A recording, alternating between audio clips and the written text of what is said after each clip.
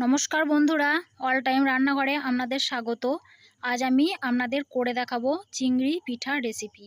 এটি দেখতে যতটাই সুন্দর, খেতেও কিন্তু খুবই ভালো লাগে। তো স্কিপ না করে পুরো ভিডিওটি দেখবেন, তাহলে আপনারাও খুব সহজভাবে বাড়িতে এই চিংড়ি পিঠা বানিয়ে ফ্যামিলির সঙ্গে শেয়ার করতে পারবেন। তো প্রথমে আমি কিছু ময়দা নিয়ে নিলাম। ময়দার মধ্যে স্বাদ মতো লবণ ও একটু চিনি দিয়ে ভালোভাবে মাখিয়ে নেব। মাখানো হয়ে গেলে এর মধ্যে 1 চামচ ঘি আর 1 চামচ তেল দিয়ে ভালোভাবে ময়াম দিয়ে নেব। অবশ্যই আপনারা দুটোর মধ্যে যে কোনো একটা দিয়ে ময়াম দিয়ে নেবেন, তবে হাতের কাছে যদি ঘি থাকে অবশ্যই ঘি দেবেন, তাহলে খেতে কিন্তু খুবই সুন্দর লাগবে। তো এইভাবে ময়াম দিয়ে নেবেন এবং বুঝতে পারবেন হাতের মধ্যে যখন একটু ডাব করবেন তখন একটি ডাবে পরিণত হয়ে যাবে, তখন বুঝতে পারবেন ভালোভাবে ময়াম দেওয়া হয়ে গেছে। তো ময়াম দেওয়া হয়ে গেলে এখানে আমি কিছুটা দুধ গরম করে রেখেছিলাম, সেই দুধটা এই ময়দার মধ্যে অল্প অল্প করে দেব আর একটি ডো বানিয়ে নেব। অবশ্যই দুধ না থাকলে আপনারা পাউডার দুধ গুলে দিতে পারেন বা শুধু জল দিয়েও মাখিয়ে দিতে পারেন, তবে দুধ দিলে এর স্বাদ অনেকটাই বেড়ে যায়। তো এইভাবে অল্প অল্প করে দিয়ে একটি ডো তৈরি করে নেব। ডোটা খুব শক্ত বা খুব নরম করবেন না, একটু মাঝার টাইপের করে নেবেন। তারপর ময়দাটা ভালোভাবে মাখানো হয়ে গেলে এখানে আমি 1 চামচ মতো ঘি ওপর থেকে মাখিয়ে এটাকে একটু ঢাকা দিয়ে রেখে দেব। আপনারা চাইলে এখানে তেল ওপর থেকে মাখিয়ে রাখবেন।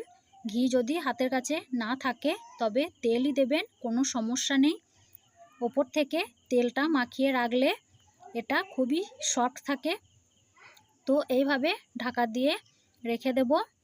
আর অন্যদিকে আমি একটি চিনির শিরা বানিয়ে নেব। তো চিনি শিরা বানানোর জন্য এখানে 1/2 কাপ চিনি আর 1 কাপ থেকে একটু বেশি জল দিয়ে দিয়েছিলাম। তারপর ভালোভাবে ফুটিয়ে নেব এবং চিনির শিরাটা একটু চিটচিটে ভাবে তৈরি করে নেব। এইভাবে তৈরি করে নেবেন। এই দেখুন বন্ধুরা, একটু চিটচিটে টাইপের হয়ে গেছে। এখন আমি গ্যাসের ফ্লেমটা বন্ধ করে দেব আর অন্যদিকে যে ময়দাটা মাখিয়ে রেখেছিলাম সেটা আর একবার ভালোভাবে মাখিয়ে নেব। তো বন্ধুরা, ভিডিওটি যদি ভালো লাগে আপনাদের একটি লাইক করবেন আর কমেন্ট বক্সে আপনাদের মতামত জানাবেন। আর আমার চ্যানেলে যারা নতুন আছেন তারা প্লিজ সাবস্ক্রাইব করে আমার পাশে থাকবেন। তো এইভাবে অল্প অল্প করে একটু একটু করে ময়দা ডো নিয়ে আমি আমার পছন্দ মতো লেচি কেটে নেব। আপনারা আপনাদের পছন্দ মতো ছোট বড় করে লেচি কেটে নিতে পারেন, তবে একটু বড় করলে এই চিংড়ি পিঠাগুলো দেখতে খুবই সুন্দর লাগে। প্রথমে আমি এগুলো গোল করে নেব, তারপর গোল করা হয়ে গেলে একটু লম্বা করে শেপ দিয়ে দেব। এই দেখুন বন্ধুরা, আমার সবগুলো তৈরি হয়ে গেছে। এখন আমি লম্বা করে শেপ দিয়ে দিয়েছি। এরপর একটা নিয়ে আমি এগুলো সাইডে ঢাকা দিয়ে রেখে দিলাম। আর একটা ডো নেওয়ার পর এখানে কিছুটা ময়দা দিয়ে ভালোভাবে এটাকে বেলে নেব। অবশ্যই ময়দা দিয়ে বেলবেন, তেল ব্যবহার করবেন না, তাহলে কিন্তু মুখটা সিল হবে না, ফেটে যাবে এবং পুর বাইরে বেরিয়ে যাবে।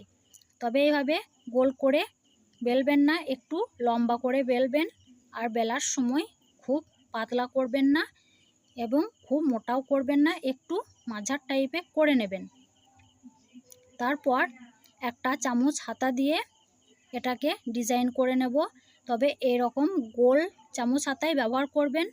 তো এইটুকু আমি আর করলাম না, এটা মাছের লেজ হিসাবে ব্যবহার করব। তো তারপর এখানে একটা পুর বানিয়ে রেখেছিলাম, আপনারা যে কোনো পুর ব্যবহার করবেন। আমি এখানে দুধের ক্ষীরসার পুর ব্যবহার করলাম, তবে পুরটা খুব নরম করবেন না, একটু শক্ত রাখবেন। তো তারপর এইভাবে দিয়ে আমি মুখটাকে ভালোভাবে সিল করে নেব। সিল করা হয়ে গেলে একটি ছুরির সাহায্যে আমি চিংড়ি মাছের পাগুলো তৈরি করে নেব। দেখুন ভালোভাবে, তাহলে আপনারা খুব সহজভাবে বাড়িতে বানিয়ে নিতে পারবেন। এটি কিন্তু খুবই সহজ, দেখতে কঠিন, কিন্তু আপনারা ভালোভাবে দেখুন তাহলে বানিয়ে নিতে পারবেন। তো তারপর যে অংশটা বাকি রেখেছিলাম সেটা মাছের লেজ হিসাবে করে নিলাম। এইভাবে আপনারাও করে নেবেন। তারপর হাতে একটু ময়দা নিয়ে আমি যে কেটে রেখেছিলাম পাগুলো সেগুলোকে একটু পাকিয়ে নেব, তাহলে মাছগুলো দেখতে খুবই সুন্দর লাগবে। এইভাবে আপনারাও পাকিয়ে নেবেন, ভালোভাবে খেয়াল করুন, তাহলে খুব সুন্দরভাবে আপনারাও বানিয়ে নিতে পারবেন।